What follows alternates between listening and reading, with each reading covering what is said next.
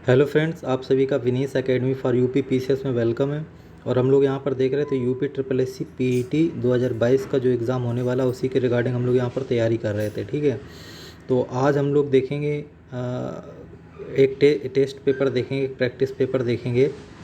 Questions उसके काफ़ी importance हैं। कुछ क्वेश्चंस क्या है, प्रीवियस जो एग्ज़ाम्स हुए हैं आपके, जो जैसे पीसीएस का एग्ज़ाम्स है या कुछ इंपॉर्टेंट एग्ज़ाम्स हैं, तो उनसे भी कुछ क्वेश्चंस हैं आपके। तो इससे क्या होगा, इससे आप लोगों को प्रैक्टिस मिलेगा कि कितना आप लोगों को मालूम है। ठीक है, बहुत सारे क्वेश्चंस जो हैं वो हैं जो मैंने प्रीवियस लेक्चर्स कंप्लीट किए हैं। हिस्ट्री से रिलेटेड है या फिर ज्योग्राफी से रिलेटेड है, जनरल अवेयरनेस से रिलेटेड है ना। तो इन सारी चीज़ों के जो टॉपिक्स कवर किए हैं, कुछ कुछ क्वेश्चंस वहाँ से भी हैं। तो चलिए स्टार्ट करते हैं प्रैक्टिस पेपर फर्स्ट। ठीक है, तो सबसे पहला क्वेश्चन है the caves and rock cut temples at Ellora are. ठीक है, तो इसमें पूछा गया है कि जो एलोरा में जो केव्स हैं या फिर रॉक कट टेम्पल्स बनाए गए हैं वो किस रिलीजन से बिलोंग करते हैं। ठीक है, तो इसका आंसर बताइए आप लोग। थोड़ा 20 सेकेंड का समय लीजिए।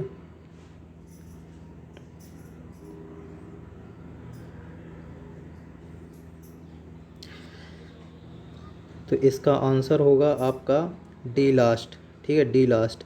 जो केव्स और रॉक कट टेम्पल्स हैं एलोरा में, ठीक है, वो हिंदू रिलीजन से भी बिलोंग करते हैं, बुद्धिस्ट रिलीजन से बिलोंग करते हैं और जैन रिलीजन से भी बिलोंग करते हैं। ठीक है, जो आपके जो राष्ट्रकूट डायनेस्टी थी, ठीक है, जो आपकी राष्ट्रकूट डायनेस्टी थी, उस जो राष्ट्रकूट डायनेस्टी थी उसने हिंदू और बुद्धिस्ट के टेम्पल्स वहाँ पर क्रिएट कराए थे। ठीक है, और फिर बाद में जो वहाँ पे जो यादवास जो डायनेस्टी रही थी आपकी देवगिरी की, जो यादवास डायनेस्टी थी, यादवास डायनेस्टी, उसने वहाँ पर क्या है बहुत सारे जैन टेम्पल्स भी क्रिएट कराए थे। इसलिए ऑप्शन इसका जो होगा वो डी लास्ट करेक्ट हो जाएगा। ठीक है, so the caves and rock cut temples at Ellora are Buddhist, Hindu as well as Jain. ठीक है,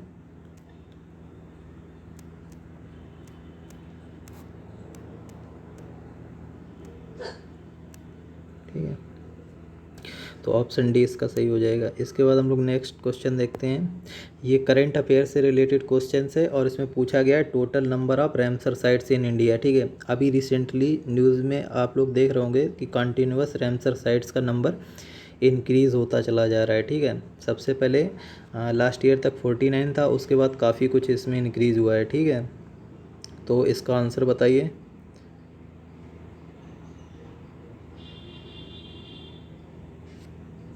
इसका आंसर होगा आपका ए। ठीक है, ए 75। ए 75 इज़ करेक्ट आंसर इसका। ए 75 इज़ करेक्ट आंसर। ठीक है, इसके बाद नेक्स्ट क्वेश्चन देखते हैं हम लोग।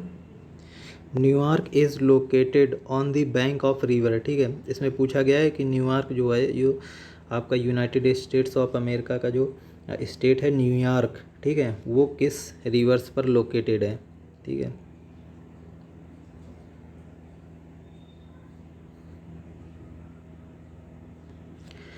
इसका आंसर होगा आपका सी, थर्ड। ठीक है, जो न्यूयॉर्क सिटी, जो न्यूयॉर्क स्टेट्स है, ठीक है, न्यूयॉर्क लोकेटेड है वो हडसन, ठीक है, हडसन रिवर पर लोकेटेड है।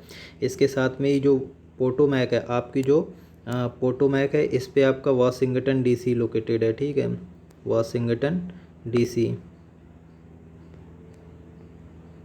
ठीक है, और जो आपकी ये टाइबर रिवर है, इस पे आपका जो इटली का जो रोम शहर है, ठीक है, इटली का जो रोम शहर है वो लोकेटेड है आपकी रोम, इटली। ठीक है, जो टाइबर, और जो स्प्री रिवर है आपकी, स्प्री रिवर, ठीक है ना,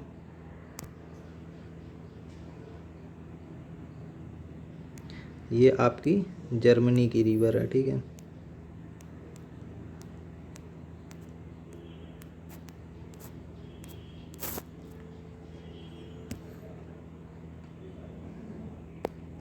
next question, which one of the following topographic unit receive the first monsoon in the summer. ठीक है, first monsoon in the summer कौन सी टोपोग्राफिक रिसीव करती है, ठीक है। ऑप्शन है आपके वेस्टर्न घाट्स है, हिमालयाज़ है, मेघालय प्लाटू है, या फिर ईस्टर्न घाट्स, ठीक है। तो आपकी जो फर्स्ट रेनफॉल होती है वो आपकी वेस्टर्न घाट्स में होती है, ठीक है। जो आपका मानसून जो होता है उसको साउथ वेस्ट मानसून भी बोला जाता है, साउथ वेस्ट मानसून बोला जाता है। तो उसका जो फर्स्ट रेनफॉल होता है वो आपका वेस्टर्न घाट्स पर होता है, ठीक है। तो इस चीज़ को आप लोग याद रखिएगा। इसके बाद नेक्स्ट क्वेश्चन है आपका, death valley is the lowest point in the continent, ठीक है। जो आपकी डेथ वैली है वो ये पूछा गया कि किस कॉन्टिनेंट में लोकेटेड है, ठीक है। ठीक है, तो डेथ वैली का कॉन्टिनेंट पूछा गया है, ठीक है। ऑप्शन है आपके एशिया, ऑप्शन है आपका एशिया ऑप्शन है, ठीक है। अफ्रीका कॉन्टिनेंट, नॉर्थ अमेरिका और साउथ अमेरिका, इन कॉन्टिनेंट्स में आपको पूछा गया कि किस कॉन्टिनेंट्स में आपका डेथ सी लोकेटेड है। तो ऑप्शन जो सही हो जाएगा वो हो जाएगा आपका नॉर्थ अमेरिका, ठीक है। जो डेथ सी लोकेटेड है it is located in north America.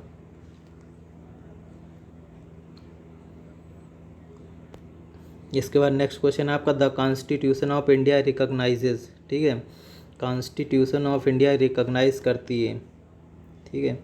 जो ऑप्शन है आपके, ओनली रिलीजियस माइनॉरिटीज़ को रिकॉग्नाइज करती है, या फिर ओनली लिंग्विस्टिक माइनॉरिटीज़ को रिकॉग्नाइज करती है, या फिर रिलीजियस और लिंग्विस्टिक बोथ माइनॉरिटीज़ को रिकॉग्नाइज करती है, या फिर रिलीजियस लिंग्विस्टिक और आपकी जो एथनिक माइनॉरिटीज़ है उसको रिकॉग्नाइज करती है। तो इसका सही आंसर हो जाएगा आपका रिलीजियस एंड लिंग्विस्टिक माइनॉरिटीज़, ठीक है, C parts, this is right. Under article 30, ठीक है। आर्टिकल 30 क्या होती है, जो आपका आर्टिकल 30 है उसके तहत आपको religious as well as linguistic minorities recognise किया जाता है अंडर आर्टिकल 30, ठीक है। तो जो धर्म के आधार पर और भाषा के आधार पर, यही दो बेसिस हैं माइनॉरिटीज़ को रिकॉग्नाइज करने के लिए अंडर आर्टिकल 30, ओके। इसके बाद आपका क्वेश्चन है, विच one of the following sequences of the constitution of India contains provisions regarding anti defection act, ठीक है। तो इसमें पूछा गया है कि कौन से शेड्यूल में एंटी डिफेक्शन एक्ट्स के प्रोविजंस हैं, ठीक है। तो बहुत ही ईजी क्वेश्चन है आपका, ईजी क्वेश्चन है। जो शेड्यूल 10th है, ठीक है, जो शेड्यूल 10th है उसमें क्या है, एंटी डिफेक्शन एक्ट से रिलेटेड प्रोविजंस हैं, ठीक है। जो आपका शेड्यूल 8 है उसमें क्या है, शेड्यूल 8 में क्या है आप बताइएगा। शेड्यूल 8 और शेड्यूल 5 और शेड्यूल 2 में क्या क्या है।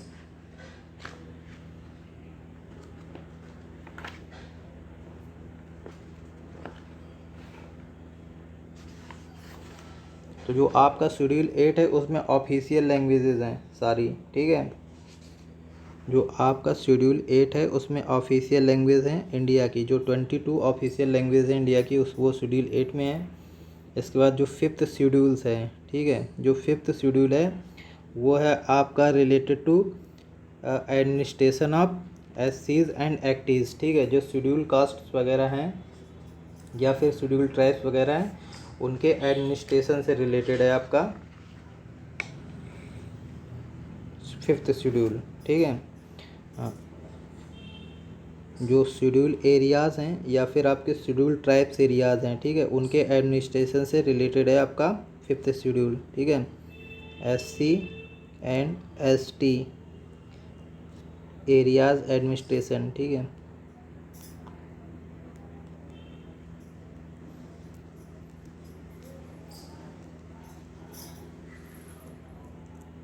ठीक है, जो आपका सेकेंड शेड्यूल है वो रिलेटेड है आपका जो एमोलूमेंट्स या अलाउंसेस वगैरह होते हैं, ठीक है, जो प्रिविलेज वगैरह होते हैं आपके प्रेसिडेंट्स, गवर्नर और स्पीकर्स के, ठीक है। तो वो सारे आते हैं शेड्यूल 2 में, ठीक है। एमोलूमेंट्स हो गए आपके, ठीक है, अलाउंसेस हो गए आपके, ठीक है। उसके बाद में जो प्रिविलेज होते हैं आपके जो प्रेसिडेंट्स, ठीक है, गवर्नर्स और स्पीकर्स के, ठीक है, उससे रिलेटेड है आपका। 8 शेड्यूल है आपका वो ऑफिशियल लैंग्वेजेस ऑफ इंडिया से रिलेटेड है, ठीक है, तो इस चीज़ को आप लोग याद रखिएगा। इसके बाद नेक्स्ट क्वेश्चन है आपका, between which ranges does the Kashmir valley in the Himalayas है, ठीक है, इसमें पूछा गया कश्मीर वैली किन रेंजेस के बीच में लाई करती है, ठीक है। ऑप्शन है आपका शिवालिक और Pir Panjal range, second option B है पीर पंजाल और धौलाधार रेंज, सी ऑप्शन है आपका Zanskar and Pir Panjal range, D है आपका धौलाधार एंड जास्कर रेंज, ठीक है। तो इसका जो आंसर हो जाएगा वो हो जाएगा आपका जास्कर और पीर पंजाल रेंज, ठीक है, ऑप्शन सी इज़ करेक्ट, ठीक है। इसमें क्या है कि जो कश्मीर वैली आपकी वो तकरीबन 150 किलोमीटर उसकी लेंथ है और 80 किलोमीटर उसकी वेड्थ है, ठीक है। और जो कश्मीर वैली लोकेटेड है वो लोकेटेड है आपकी जास्कर और पीर पंजाल रेंज में, ठीक है। तो जब हम लोग फिजियोग्राफिक डिवीजन्स ऑफ इंडिया कर रहे थे और उसमें द हिमालयन माउंटेन्स हमने कवर किए थे, तो वहाँ पर हमने इस चीज़ को देखा था, ठीक है। तो अगर लेक्चर्स में जाएंगे आप लोग तो इस बहुत सारे क्वेश्चंस के आप लोगों को आंसर मिल जाएंगे, ठीक है, वहाँ पे हम लोगों ने देखा था इस क्वेश्चन को। इसके बाद पूछा गया वर्ल्ड लिटरेसी डे सेलिब्रेटेड, ठीक है, जो वर्ड्स का लिटरेसी डे वो किस डेट को सेलिब्रेट किया जाता है। ऑप्शन है आपका सितंबर 8, जुलाई 11, अक्टूबर 16 और फरवरी 28। तो इसका राइट आंसर हो जाएगा सितंबर 8, ठीक है। जो वर्ल्ड लिटरेसी डे सेलिब्रेटेड किया जाता है वो सितंबर 8 को सेलिब्रेट किया जाता है, ठीक है। इसके बाद आपका जुलाई 11 जो होता है वो आपका पॉपुलेशन डे होता है, ठीक है, population day, world population day.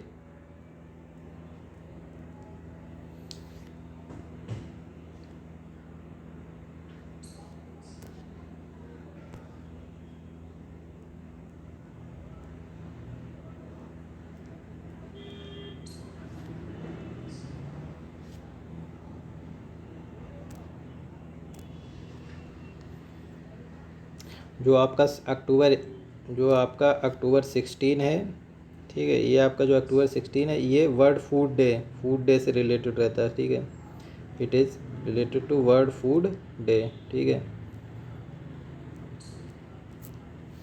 जो आपका फरवरी 28 है it is national science day, ठीक है, नेशनल साइंस डे।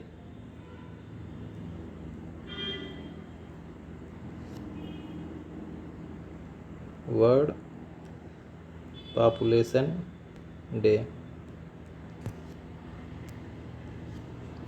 इसके बाद आपका नेक्स्ट क्वेश्चन है which pair is not correct, ठीक है। इसमें प्लान्स और उनका जो ईयर है एनुअल ईयर है जो 5 ईयर्स हैं उसका मैच करना है, ठीक है। तो फर्स्ट प्लान 1951-56, तो ये आपका हो गया, ठीक है। इसके बाद फिर सेकंड प्लान, ये थर्ड प्लान दिया है 66-71 एंड सिक्स प्लान है आपका 1980-85, ठीक है। एंड डी जो आपका 10वां प्लान है वो बोला गया 2002 से 2007, तो इसमें आपको राइट सेलेक्ट करना है।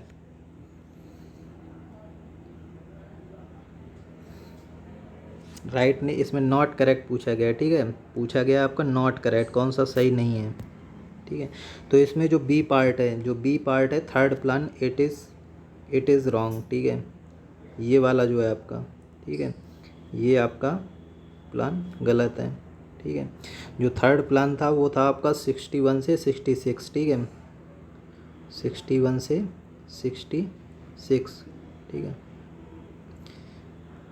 बाकी सारे करेक्ट हैं इसमें।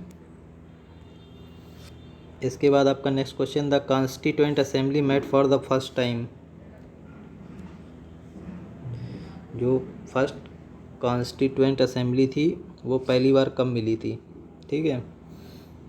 तो इसके ऑप्शन है दिसंबर 9, 1946, दिसंबर 11, 1946, दिसंबर 13, 1946 और दिसंबर 22, 1946, ठीक है। तो इसका जो राइट आंसर हो जाएगा वो हो जाएगा आपका ए पार्ट, ठीक है। 9 दिसंबर 1946 को सबसे पहले कॉन्स्टिट्यूएंट असेंबली मिली थी, ठीक है। उसके बाद आपका जो 11 दिसंबर 1946 है इसमें जो डॉक्टर राजेंद्र प्रसाद हैं उनको क्या है, प्रेसिडेंट बनाया गया था। ठीक है, डॉक्टर राजेंद्र प्रसाद को प्रेसिडेंट बनाया गया था। उसके बाद आपका 13 दिसंबर 1946 को क्या है, जवाहरलाल नेहरू ने ऑब्जेक्टिव रेजोल्यूशन को पास किया था। ठीक है, ऑब्जेक्टिव रेजोल्यूशन को पास किया गया था। और जो आपका 22 दिसंबर 1946 है, इस डेट में कुछ नहीं हुआ था, बल्कि आपका 22 जनवरी, ठीक है, 22 जनवरी 1946 को क्या हुआ था, ऑब्जेक्टिव रेजोल्यूशन एक्स अडॉप्ट कर लिया गया था। ठीक है, ऑब्जेक्टिव रेजोल्यूशन को क्या कर लिया गया था, अडॉप्ट कर लिया गया था। ठीक है, अडॉप्ट कर लिया था।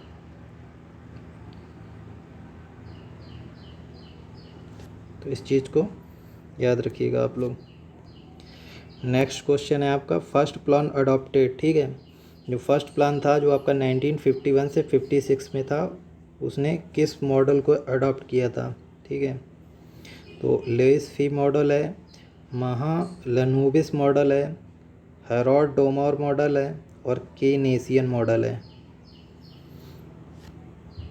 इसका जो राइट आंसर हो जाएगा वो हो जाएगा आपका सी पार्ट। ठीक है, जो फर्स्ट प्लान था उसने हेरोल्ड डोमर मॉडल को अडॉप्ट किया था। ठीक है, हेरोल्ड डोमर मॉडल को अडॉप्ट किया था। ठीक है, फर्स्ट आपका जो प्लान था, ठीक है, प्लान था।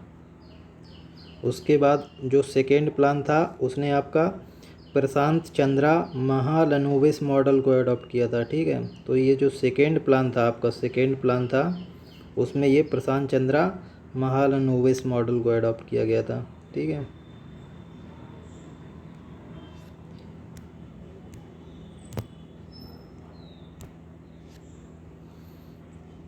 इसके बाद आपका नेक्स्ट क्वेश्चन है द सोनोरन डेजर्ट। इसमें पूछा गया तो जो सोनोरन डेजर्ट है वो किस कंट्री में लोकेटेड है।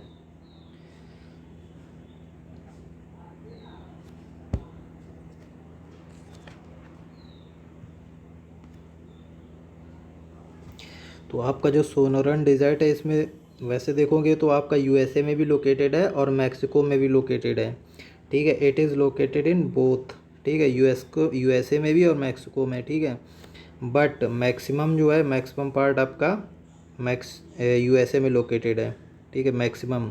ठीक है, और यहाँ पर आपका मिनिमम है। ठीक है, तो इसमें जो राइट आंसर हो जाएगा वो हो जाएगा द यूएसए। ठीक है, तो इस चीज़ को देखिएगा। इसके बाद मैच कराना है आपका, match list 1 with list second. ठीक है, तो इसमें से क्या होता है, अगर आपको एक भी चीज़ मालूम होगी तो बहुत ज़्यादा चांस रहते हैं आपके सही आंसर को कलेक्ट करने के। जैसे कि आपका रॉक कट रथास टेम्पल्स जो है, ठीक है, उसके बाद कैलाश टेम्पल। ठीक है, तो ज़्यादातर लोगों को क्या होता है, कैलाश टेम्पल मालूम होता है ना। कैलाश टेम्पल आपका जो लोकेटेड है वो एलोरा। ठीक है, एलोरा, यानी बी का फर्स्ट। तो देखिए ऑप्शन में क्या है, ये वाला जो ऑप्शन है इसमें बी का फर्स्ट है, तो यही वाला ऑप्शन इसका क्या हो जाएगा, राइट आंसर हो जाएगा। ठीक है, अगर आपको एक भी कोई विकल्प पता है, अल्टरनेट पता है, तो बहुत ज़्यादा चांसेस हैं आपके सही कर ले आने के। ठीक है, इसके अलावा आप लोगों को पता होना चाहिए जो रॉक कट टेम्पल्स हैं। ठीक है, जो रॉक कट रथास टेम्पल्स हैं वो आपका महाबलीपुरम में लोकेटेड है। ठीक है, इसको ममल्लापुरम भी बोला जाता है। जो महाबलीपुरम है उसको ममल्लापुरम भी बोलते हैं। और ये कहाँ पर आपके, ये तमिलनाडु स्टेट में है। ठीक है, तो लास्ट ईयर जब चाइनीज़ प्रेसिडेंट्स आपके आए थे इंडिया में, तो जो इंडियन जो प्राइम मिनिस्टर हैं नरेंद्र मोदी, उनके साथ में उन्होंने यहाँ पर विजिट की थी महाबलीपुरम में। ठीक है, तब उन्होंने रॉक कट रथास जो टेम्पल हैं, ठीक है, इनको उन्होंने देखा था। ठीक है, इसके बाद आपका जो बृहदेश्वरा टेम्पल है, ठीक है, ये बहुत ही फेमस टेम्पल है, ये आपका तंजावुर में। ठीक है, ये आपका तंजावुर में लोकेटेड है। और जो पार्वती टेम्पल है ये आपका नचना कुठारा। ठीक है, नचना कुठारा है एमपी में, मध्य प्रदेश में है, पन्ना डिस्ट्रिक्ट में। ठीक है, एमपी में पन्ना डिस्ट्रिक्ट में, वेरी फेमस है पार्वती टेम्पल्स के लिए। ठीक है, तो अब आप देख लीजिए, ए का 2 बी का 1, तो ए का 2 बी का 1, ठीक है, सी का 4 और डी का 3, तो option D is right answer. इसके बाद आपसे पूछा गया which colour has the longest wavelength. ठीक है, तो बहुत ही इजी क्वेश्चन है, साइंस से रिलेटेड क्वेश्चन है। ठीक है, तो आपका जो रेड कलर होता है, ठीक है, जो रेड कलर होता है आपका, वो सबसे ज़्यादा लॉन्गेस्ट वेवलेंथ होती है उसकी। रेड कलर की सबसे ज़्यादा लॉन्गेस्ट वेवलेंथ होती है, ठीक है। लॉन्गेस्ट वेवलेंथ जो होती है वो रेड कलर की सबसे ज़्यादा लॉन्गेस्ट वेवलेंथ होती है ना, ठीक है। और जो सबसे कम होती है वो आपकी ब्लू कलर होती है, ठीक है। ब्लू कलर की क्या होती है, शॉर्टेस्ट वेवलेंथ होती है आपकी।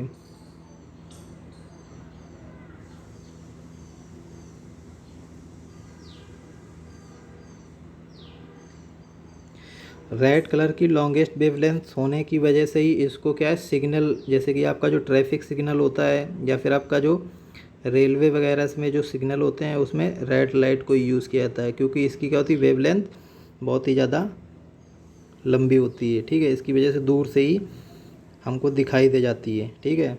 तो इस चीज़ को आप लोग याद रखिएगा। इसके बाद है which of the following Indian state has the largest number of scheduled tribes population, ठीक है। तो शेड्यूल्ड ट्राइब्स की जो पॉपुलेशन है पूछा गया किस स्टेट में सबसे ज़्यादा है। ऑप्शन है आपका बिहार है, उड़ीसा है, एमपी है, फिर आसाम है, ठीक है। तो जो आपका शेड्यूल्ड ट्राइब्स का जो पॉपुलेशन है सबसे ज़्यादा है आपका एमपी में, ठीक है। मध्य प्रदेश में आपका सबसे ज़्यादा शेड्यूल्ड ट्राइब्स का पॉपुलेशन पाया जाता है, ठीक है। Madhya Pradesh is followed by, इसके बाद आपका महाराष्ट्र का जो स्टेट है, महाराष्ट्र, ठीक है, महाराष्ट्र का स्टेट है। उसके बाद आपका उड़ीसा आता है, ठीक है, उड़ीसा आएगा आपका, उड़ीसा आएगा, देन आपका क्या आ जाएगा, राजस्थान आ जाएगा, ठीक है। तो ये वो स्टेट्स हैं जहाँ पर ट्राइब्स की पॉपुलेशन सबसे ज़्यादा पाई जाती है, ठीक है। तो मध्य प्रदेश आपका फर्स्ट हो जाएगा, सेकेंड आपका महाराष्ट्र हो जाएगा, ठीक है, थर्ड आपका हो जाएगा उड़ीसा स्टेट, ठीक है, और फोर्थ हो जाएगा आपका राजस्थान, ठीक है। अगर इसी चीज़ को परसेंटेज वाइज पूछा जाता, इसी चीज़ को परसेंटेज वाइज पूछा जाता, तो जो आपका लक्षद्वीप है, ठीक है, लक्षद्वीप है जो यूनियन टेरिटरी है आपकी, ठीक है, जो यूनियन टेरिटरी है वो आपका फर्स्ट है, ठीक है। लक्षद्वीप, जो लक्षद्वीप है आपका यूनियन टेरिटरी है, वहाँ पे सबसे ज़्यादा पाया जाता है। उसके बाद आपका मिजोरम, ठीक है, जो नॉर्थ ईस्ट का जो मिजोरम स्टेट है वहाँ पर है। Mizoram is followed by Nagaland, ठीक है, Nagaland, and Nagaland is followed by Meghalaya, ठीक है, मेघालय जो स्टेट है। तो ये हैं अगर आपको परसेंटेज वाइज पूछा जाए कि परसेंटेज वाइज शेड्यूल्ड पॉपुलेशन, जो शेड्यूल्ड ट्राइब्स है उसको परसेंटेज वाइज पूछा जाए, तो सबसे ज़्यादा आपका लक्षद्वीप में है जहाँ पर तकरीबन 94.8% शेड्यूल्ड ट्राइब्स पॉपुलेशन पाई जाती है। तो 94.8%, ठीक है। मिज़ोरम में आपका 94.4%, ठीक है। तो यानी 0.4%, 94.4%, ठीक है, इतना पाया जाता है। तो इस चीज़ को आप लोग याद रखिएगा।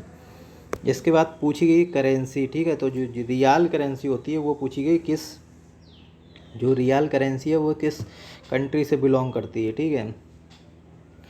तो वो आपकी ऑप्शन है आपका सूडान, ठीक है। उसके बाद ऑप्शन है आपका यूगोस्लाविया, ठीक है, सूडान ऑप्शन है, यूगोस्लाविया ऑप्शन है, फिर जॉर्डन है, और उसके बाद ईरान है, ठीक है, ईरान है। तो इसमें आपको ये बताना है कि जो रियल करेंसी है वो किस कंट्री से बिलोंग करती है। तो जो आपकी रियल करेंसी है वो आपकी ईरान से बिलोंग करती है, ठीक है। It is currency of Iran, ठीक है। तो जो ईरान ऑप्शन है वो आपका राइट आंसर है इसमें। इसके बाद जो सूडान में यूज़ होता है, सूडान में, तो वहाँ पे क्या होता है, पाउंड यूज़ होता है, सूडानीज़ पाउंड, ठीक है। जो सूडान में यूज़ होता है वहाँ होता है सूडानीज़ पाउंड, ठीक है, सूडानीज़ पाउंड यूज़ करते हैं वहाँ पर। उसके बाद यूगोस्लाविया जो कंट्री है वहाँ पे आपका दीनार यूज़ होता है, ठीक है, दीनार, ठीक है, तो दीनार यूज़ किया जाता है। जॉर्डन जो आपकी कंट्री है, ठीक है, जॉर्डन जो कंट्री है आपकी वहाँ पर भी दीनार ही यूज़ किया जाता है, ठीक है, वहाँ पर भी दीनार यूज़ किया था, बस उसका नाम जॉर्डेनियन दीनार हो जाता है, ठीक है, जॉर्डेनियर दीनार। जिस तरह यूगोस्लाविया में जो दीनार यूज़ किया था उसको यूगोस्लाव दीनार बोलते हैं, ठीक है। इसके बाद आपका नेक्स्ट क्वेश्चन है ओरिजिन ऑफ चीनाब पूछा गया है। जो चीनाब रीजन है उसके ओरिजिन को पूछा गया है। ऑप्शन है आपका Verinag stream in Jammu Kashmir, Mansarovar lake, Chandra and बागा, और डी ऑप्शन है आपका राकास ताल।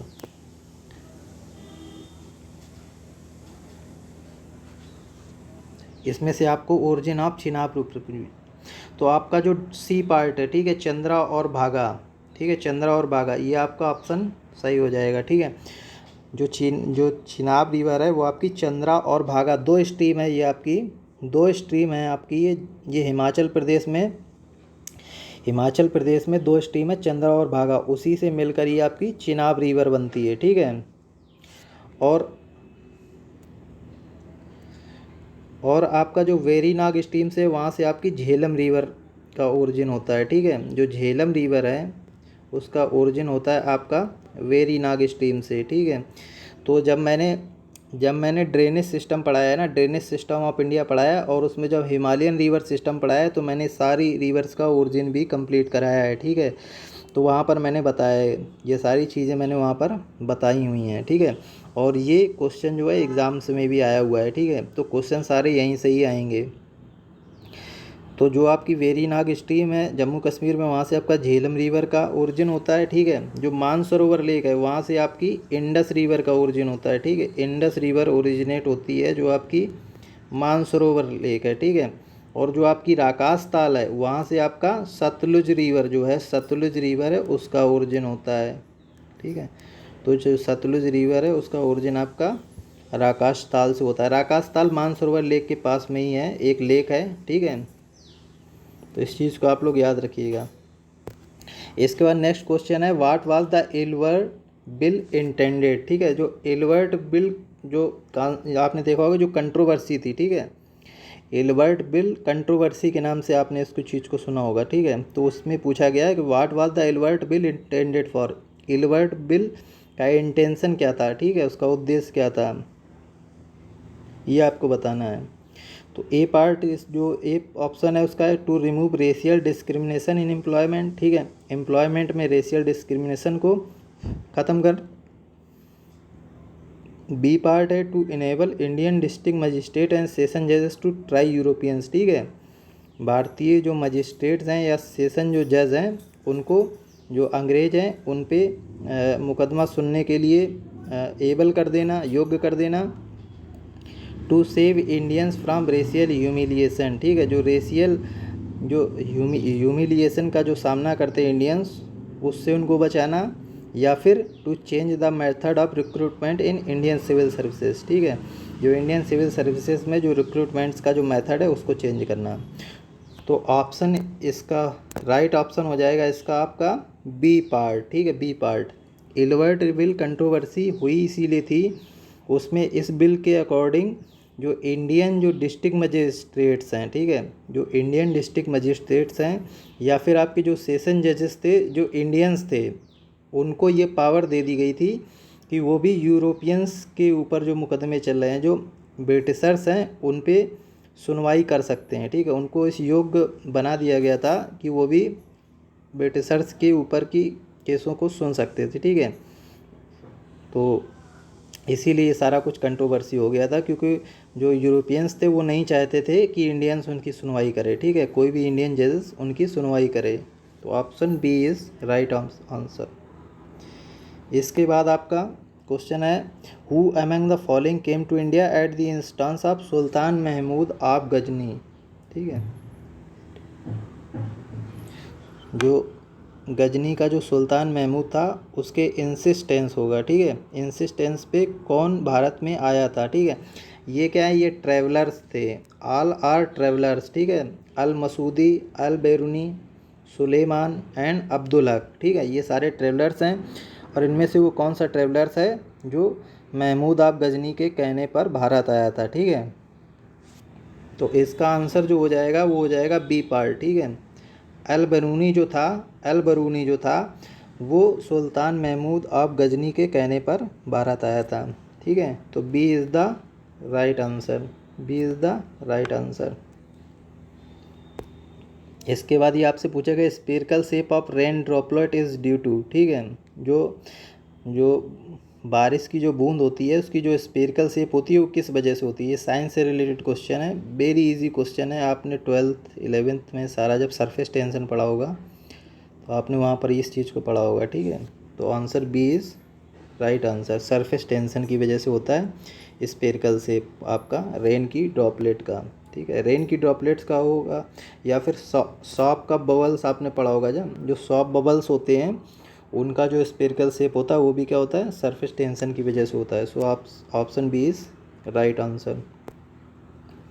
इसके बाद पूछा गया which one of the following designed the new parliament building of India. ठीक है, अभी जो न्यू पार्लियामेंट बिल्डिंग का जो डिज़ाइन किया है वो डिज़ाइन किसने किया है। ये करंट अफेयर से रिलेटेड क्वेश्चन है, बहुत ही इंपॉर्टेंट क्वेश्चन है, इसको एग्जाम में पूछा जा सकता है। ठीक है, विच one of the following design the new parliament building of India. ठीक है, ऑप्शन है आपका बृंदा सुमाया, बी ऑप्शन है आपका बिमल पटेल, सी है हफीज़ कॉन्ट्रैक्टर, और डी लास्ट है बीबी जोशी। ये सारे क्या हैं, आर्किटेक्चर हैं, ये सारे रिनाउंड आर्किटेक्चर हैं। ठीक है, ये चारों जो हैं रिनाउंड आर्किटेक्चर हैं। इनमें से आपको बताना है कि जो न्यू पार्लियामेंट बिल्डिंग का जो डिज़ाइन किया वो किसने किया है। तो option B is right answer, Bimal Patel. ठीक है, जो बिमल पटेल हैं उन्होंने न्यू पार्लियामेंट बिल्डिंग का डिज़ाइन किया है। ठीक है, तो option B is right answer. इसके बाद पूछा गया पेनिसिलिन की डिस्कवरी किसने की थी। ठीक है, पेनिसिलिन की डिस्कवरी किसने की थी। ऑप्शन है आपका माइकल फेराडे, बी ऑप्शन है सर अलेक्जेंडर फ्लेमिंग, सी है William Harvey, and D last है चार्ल्स गुडियर।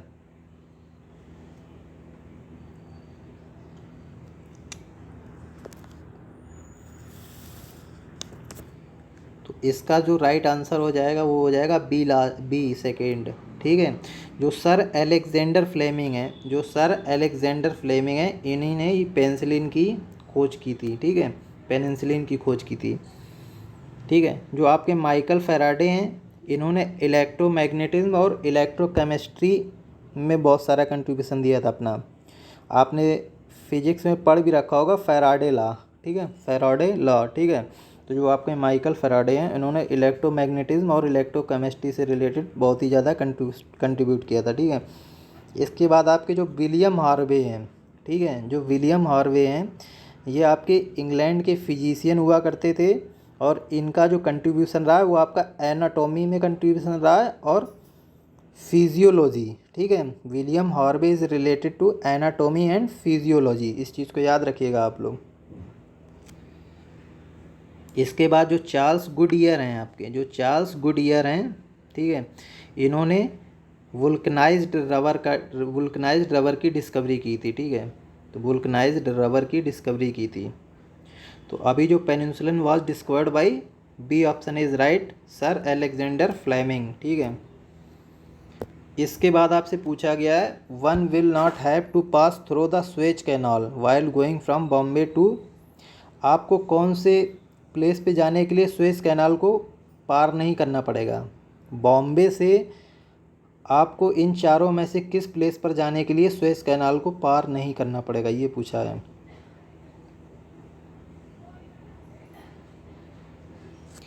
तो इसका जो आंसर हो जाएगा वो आंसर बी हो जाएगा। ठीक है, ठीक है, स्वेज एक जो प्लेस है, स्वेज जो प्लेस है वो स्वेज कैनाल पर ही है। ठीक है, ईस्टर्न स्वेज। ठीक है, इसको अल स्वेज भी बोला जाता है, इसको जो है अल स्वेज भी बोला जाता है। ठीक है, अगर हम लोग इसको बोलेंगे तो इसको एल, ठीक है, स्वेज।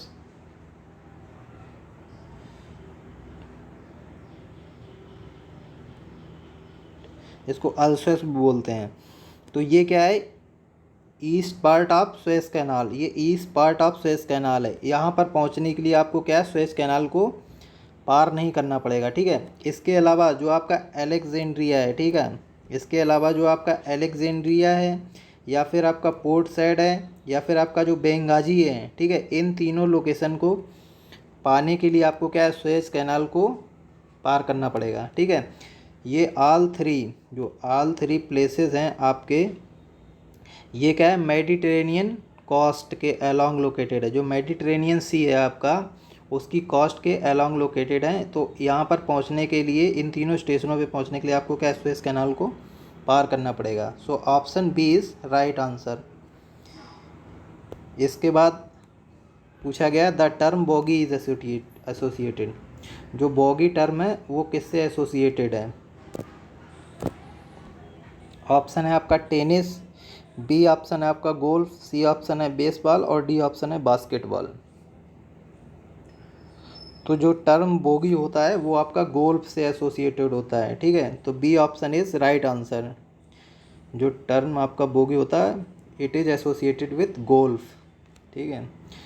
तो ये आपके कुछ इंपॉर्टेंट क्वेश्चन थे। ऐसे ही बहुत सारे टेस्ट प्रैक्टिस पेपर्स हम नेक्स्ट में लेकर आएंगे और हमारा ये लक्ष्य रहेगा कि तकरीबन 100, ठीक है, 100 टेस्ट पेपर्स को हम लोग प्रैक्टिस करें, ठीक है। अक्टूबर तक जब हमारा पीईटी 2022 का जो एग्ज़ाम होगा 15 अक्टूबर और 16 अक्टूबर को, उससे पहले पहले हम तकरीबन 100 टेस्ट पेपर्स की प्रैक्टिस करें, जो कि बहुत ही इंपॉर्टेंट क्वेश्चंस होंगे, ठीक है। तो यहाँ पर इसको एंड करते हैं, इसलिए चैनल को ज़्यादा से ज़्यादा लाइक एंड सब्सक्राइब कीजिए। Okay, thank you.